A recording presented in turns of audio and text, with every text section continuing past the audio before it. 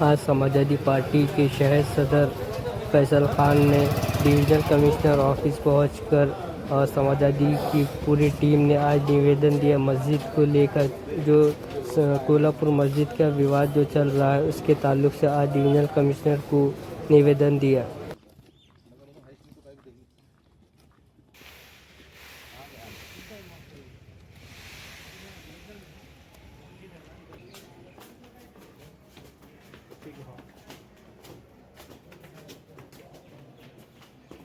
आज समाजवादी पार्टी की तरफ से हमने एक निवेदन दिया विभागीय आयुक्त कार्यालय डिविजनल कमिश्नर साहब को, और ये मांग की है कि विशालगढ़ कोल्हापुर के अंदर जो परसों के दिन फसाद हुआ है, जो निहायत ही एक घटिया किस्म की हरकत जो की गई है और जिसको बताया जा रहा है कि शिव भक्तों ने जो है तो अतिक्रमण हटाया। मैं आपके चैनल के माध्यम से सारी जनता को ये बताना चाहूँगा कि शिव भक्त अगर वो होंगे तो इस तरह की हरकत नहीं कर सकते, क्योंकि शिवाजी महाराज वो इंसान थे जिन्होंने उनके किले के अंदर मस्जिद बनाई मुसलमानों को नमाज़ पढ़ने के लिए। और वैसे शिव भक्त हो ही नहीं सकते कि जो मुसलमानों की मस्जिद पर जाके हमला करे, उनको तोड़फोड़ करे, कुरान को जलाए, जबकि शिवाजी महाराज उनके किले के अंदर मस्जिद बना रहे। ऐसे कोई शिव भक्त नहीं हो सकते। ये आतंकवादी है। ये आतंकवादियों के ऊपर आतंकवाद के तहत जो है तो गुनाह दाखिल होना चाहिए, इस तरीके की कार्रवाई उनके ऊपर होना चाहिए, ऐसी मांग हमने की है। और दूसरी एक मांग हमने ये की है कि जिन किसी के भी घरों का नुकसान ये शिव भक्तों ने किया है, जो आतंकवादी है, ये शिव भक्त नहीं है, इन्होंने जो नुकसान घरों पे जाके किया है, जो बेकसूर लोगों के घर तोड़े, जो बेकसूर लोगों के घर जलाए, वो लोगों को 25-25 लाख रुपए को 25-25 लाख रुपए का एक एक घर को मुआवजा दिया जाए और सरकारी मदद उन तक पहुंचनी चाहिए। और दूसरी एक बात इसके अंदर और एक बहुत इम्पॉर्टेंट थी कि इसके अंदर जो पुलिस वाले जो मस्जिद के ऊपर जब हमला हो रहा था, मस्जिद के मीनारों को जब गिराया जा रहा था, कुरान को नौज़बिल्ला जब जलाया जा रहा था, तो उस वक़्त जो पुलिस वाले तमाशबीन बन के खामोशी इख्तियार करके खड़े थे, उनके ऊपर सख्त से सख्त कार्रवाई होनी चाहिए, उनको सस्पेंड करना चाहिए। और एक बात यह है इसके अंदर कि अगर मैं एक बात ये बताना चाहता हूँ ख़ास तौर से कि अगर ये उल्टा होता, अगर मस्जिद की अगर मंदिर होती और मुसलमान हो जाते अगर इसमें, तो इनके घरों पे बुलडोज़र चल जाते थे। इनके घरों के ऊपर जो फसाद करे, जिन्होंने जो मस्जिद के ऊपर हमला किया, उनके घर पे बुलडोज़र चलना चाहिए था, मगर अभी तक ये कार्रवाई क्यों नहीं हुई? जबकि अगर कोई पत्थर फेंक दे मुसलमान तो उसके ऊपर आप 307 का गुना दाखिल करते। ये कैसा कानून है? महाराष्ट्र के अंदर जो है तो मुसलमानों को नज़रअंदाज किया जा रहा है। मुसलमानों के वोट लेके वहाँ के जो खासदार अभी चुन के आए, वो खामोशी इख्तियार करके बैठे। ये कैसी आपकी दोगले राजकारण है? हम जनता को ये बताना चाहते हैं कि देखिए, समाजवादी पार्टी इसके ख़िलाफ़ में पुरज़ोर तरीके से खड़ी है। अगर हमारी मांगें पूरी नहीं होती तो इंशाल्लाह आने वाले वक्तों में हम धरना आंदोलन भी करेंगे और सरकार के ऊपर दबाव बनाएंगे।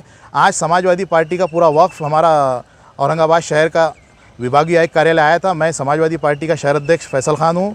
उसके साथ हमारे महाराष्ट्र के प्रदेश सचिव अयूब खान साहब, रियाज देशमुख साहब, समीर पटेल साहब, मोइन फारूकी साहब, मोहसिन भाई और रियाज अंसारी साहब और बहुत सारे हमारे जो पदाधिकारी है वो सब यहाँ मौजूद थे। निवेदन किसको भेजा गया आपके पास? हमने जो है तो नहीं, गृह मंत्री को विभागीय आयुक्त कार्यालय के मार्फत भेजे है ये निवेदन, और इंशाल्लाह इस पर कार्रवाई नहीं हुई तो आने वाले वक्तों में समाजवादी पार्टी जो है तो इस पर तीव्र निर्देशन करेगी। अबू आज़िम साहब, अक्सर हमने देखा है जब फसादात होते हैं वहाँ पहुँचते हैं, और उसके अलावा महाराष्ट्र में कहीं पर भी ऐसा होता है तो वो पुरज़ोर तरीके से जो है आवाज़ उठाते हैं विधानसभा में।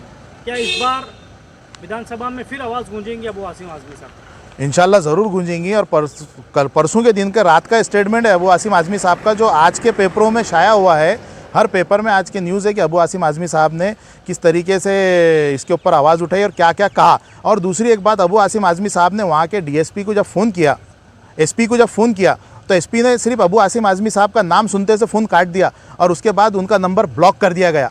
इस तरीके की हरकत हो रही है। देखिए, जब अबू आसिम आज़मी साहब मुसलमानों के लिए आवाज़ उठाते हैं तो एसपी साहब जो है तो उनका फ़ोन काट देते और उनका नंबर ब्लॉक कर देते।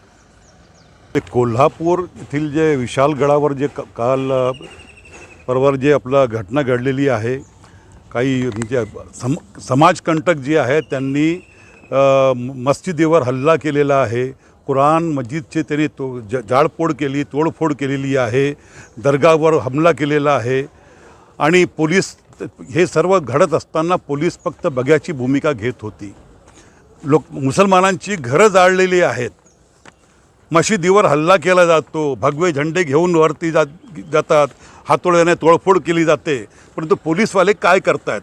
पोलिसांना हे समजत नाही का की ह्या घटनेमुळे मोठा दंगा फैलू शकते पूर्ण महाराष्ट्रामध्ये किंवा इंडियामध्ये? पोलिसांचं काम हे होता, ॲक्च्युली पोलिसांची जिम्मेदारी आहे ही की जेव्हा आर्सनिंग आणि स्टॅबिंग होते तेव्हा विदाऊट एनी इंटिमेशन फायरिंग करायला पाहिजे.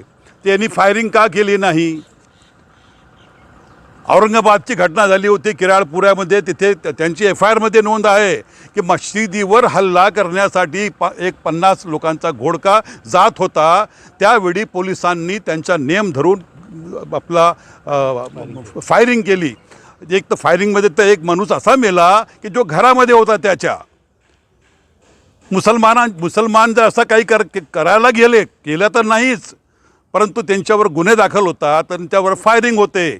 इथे पोलिसांच्या समक्ष ही घटना घडते. जाणून हे पोलिसांना सगळं माहिती होतं की एवढा मोठा घोडका तिथे जाणार आहे. म्हणजे एक षडयंत्र रचण्यात आला होता हिच्यामध्ये हे पण पाहणे गरजेचं आहे की हा षडयंत्र कोणी रचलेला आहे.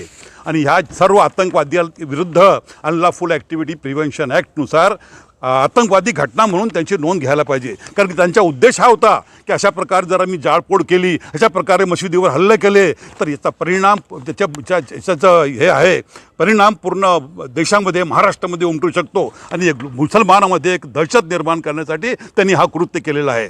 तर यांच्यावर कारवाई व्हायला पाहिजे आणि जे पोलीस अधीक्षक आहे तिथला त्यांना सस्पेंड करायला पाहिजे. जिल्हा अधिकारी ते दंडाधिकारीसुद्धा असतो, त्याची पण जबाबदारी असते, तर त्याला पण सस्पेंड करायला पाहिजे, त्यांची हकालपट्टी त्यातून करायला पाहिजे. आता खान साहेबांनी सांगितलं की जेव्हा अबू आसिम साहेबांनी त्यांना फोन केला SP ला, त्यांनी फोन कट केला आणि ब्लॉक केलेला आहे. तर याचा अर्थ काय आहे? त्याचा पूर्ण समर्थन आहे SPचा. तर त्या पोलीस अधीक्षकाला ताबडतोब सस्पेंड करायला पाहिजे, तिथून त्याची हकालपट्टी करायला पाहिजे. आणि बाकीचे जे पोलीसवाले तिथे उपस्थित होते, जे ते षडयंत्रामध्ये आहेत, त्या सर्वांची त्यांना अटक करायला पाहिजे. त्यांचे CCTV फुटेज असतील किंवा बरेचसे व्हिडिओ रेकॉर्डिंग आलेले आहेत, त्यांनी शनाख्त करून त्यांना अटक करायला पाहिजे. नुसतं चिल्लर गुन्हे रजिस्टर करून चालणार नाही. जोपर्यंत त्याचे मोठे गुन्हे दाखल होणार नाही तोपर्यंत अशा हे जे एलिमेंट्स आहेत त्यांच्यावर काही प्रभाव पडणार नाही. थँक्यू.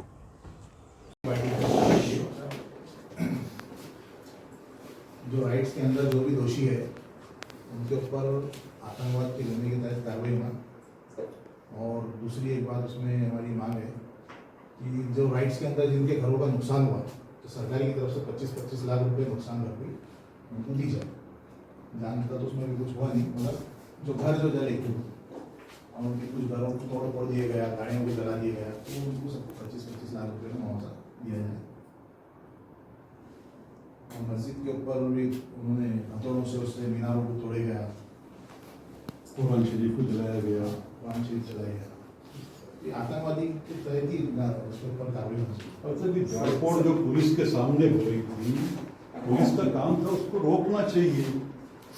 कैसे स्टैंडिंग ऑर्डर है गवर्नमेंट की, ऐसा स्टैबिंग एंड आर्सनिंग अगर